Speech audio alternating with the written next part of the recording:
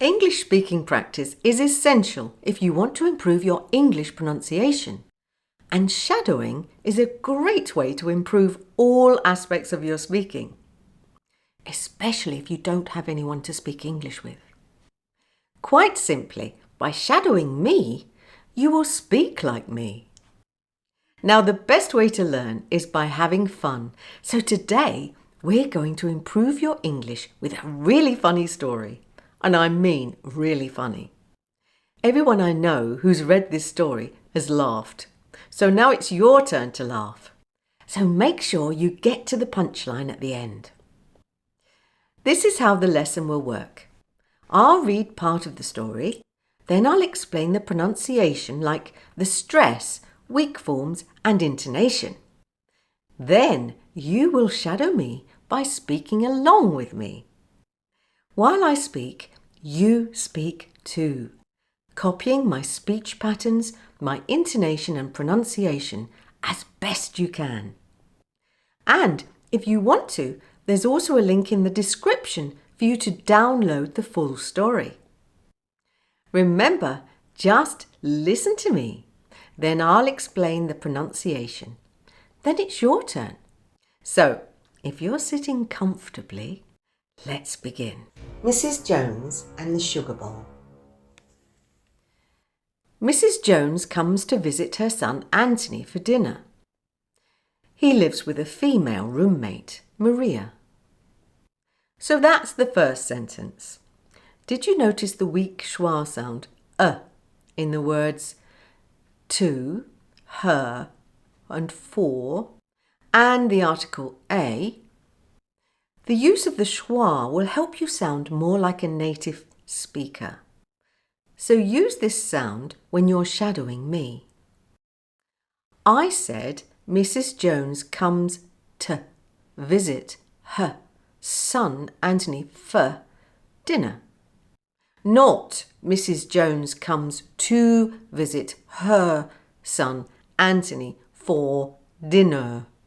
Oh, and don't forget the schwa in the ER ending of dinner. Say dinner, not dinner, dinner.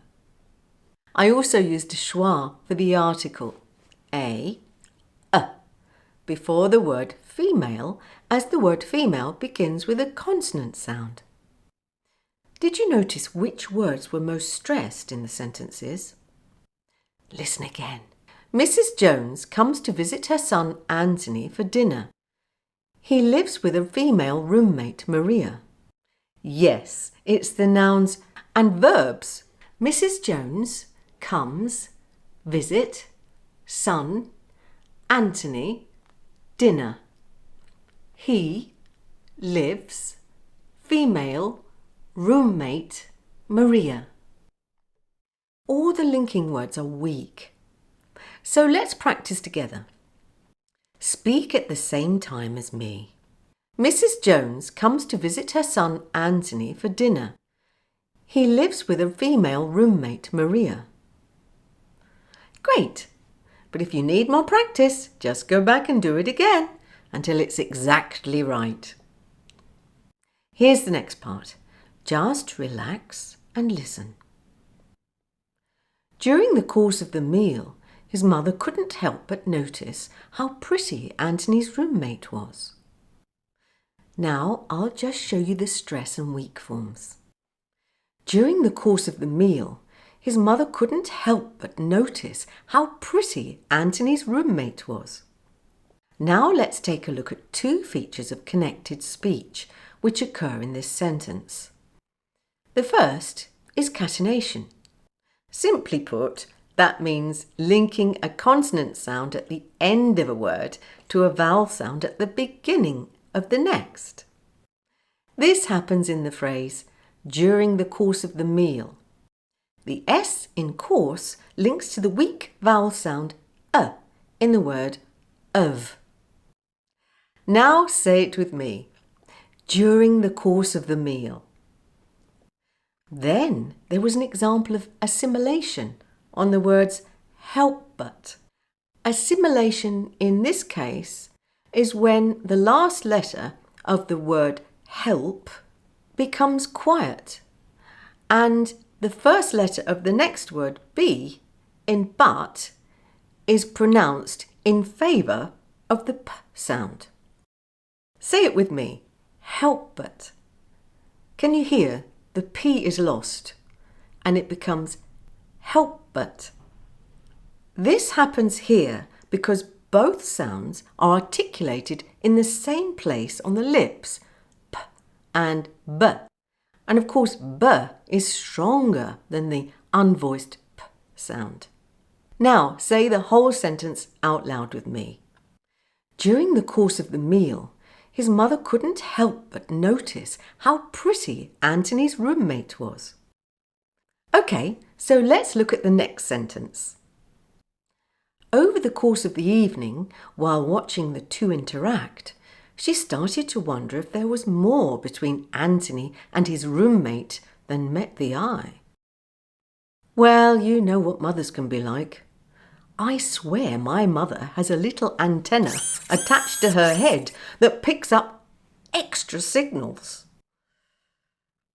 As before, here's the stress and weak forms. Over the course of the evening, while watching the two interact, she started to wonder if there was more between Anthony and his roommate than met the eye. And in case you don't know the idiom, there's more to this than meets the eye, you can use this when you think a situation is not as simple as it appears to be. Now there are a few examples of word linking here. You probably noticed the word linking in the first phrase, over the course of the evening, as it's similar to the one we did before, during the course of the meal. Then there were two examples of intrusion in to interact, where I inserted a w sound, and Anthony and. Here I inserted a y sound. Also linking R in wonder if. Now let's practice together. Over the course of the evening, while watching the two interact, she started to wonder if there was more between Anthony and his roommate than met the eye. So let's carry on with the next part. Reading his mum's thoughts, Anthony said, "I know what you must be thinking, but I assure you, Maria and I are just roommates." Hopefully, you are now able to identify the stress and weak forms. So to check, here they are.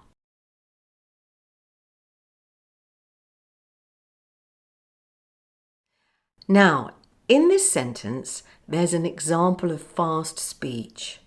When I said what you quickly, it sounds like this. What you. The T and Y joined together and became ch. This is very common in fast speech. Another common feature of fast speech is when the t is dropped at the end of a word in the middle of a sentence. It happened when I said the words must be. Say must be.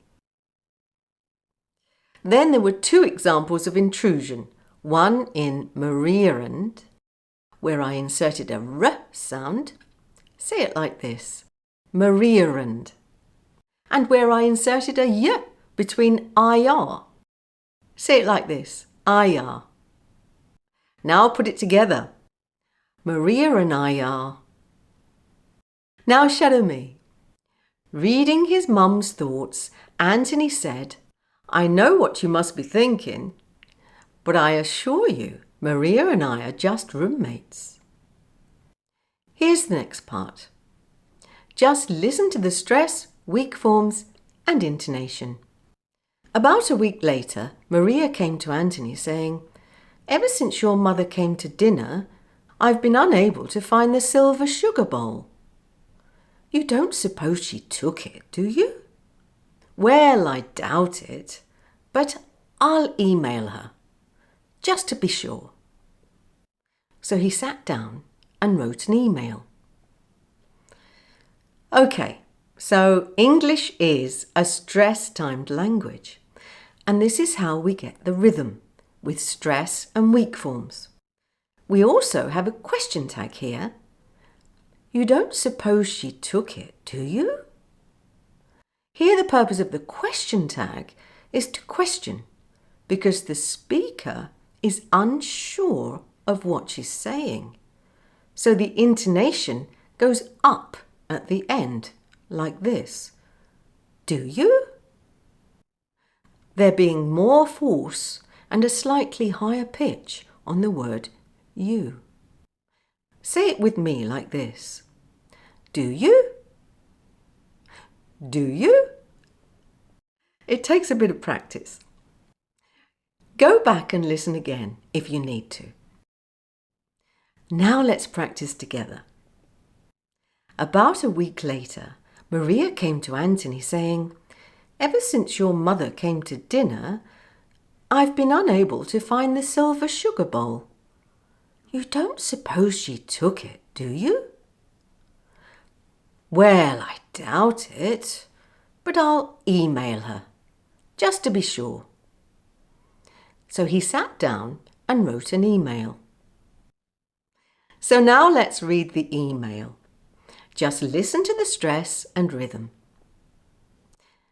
Dear Mum, I'm not saying that you did take the sugar bowl from my house. I'm not saying that you did not take it. But the fact remains that it has been missing ever since you were here for dinner. Your loving son, Anthony. Okay, just one point here. In the sentence, you did take the sugar bowl, by using the auxiliary verb did, it gives more emphasis to the meaning of the sentence. Say the sentence with me. Dear Mum, I'm not saying that you did take the sugar bowl from my house. I'm not saying that you did not take it. But the fact remains that it has been missing ever since you were here for dinner. Your loving son, Anthony. Great! You must be getting good at this by now. Now for the punchline. Again, just listen for the stress, weak forms and rhythm. There's also another example of using the auxiliary verb do for emphasis, which makes the joke even funnier. A few days later, Anthony received a response email from his mum, which read, Dear son, I'm not saying that you do sleep with Maria, and I'm not saying that you do not sleep with her. But the fact remains that if she was sleeping in her own bed, she would have found the sugar bowl by now. Your loving mother. The moral. Never try to fool your mother, or in other words, never pull the wool over your mother's eyes. She probably knows you better than you know yourself. So how was that? Don't worry if it was difficult. Practice makes perfect. Remember to listen to the overall music of the language through stress and weak forms. And for more on question tags, go here. Until next time, love and peace.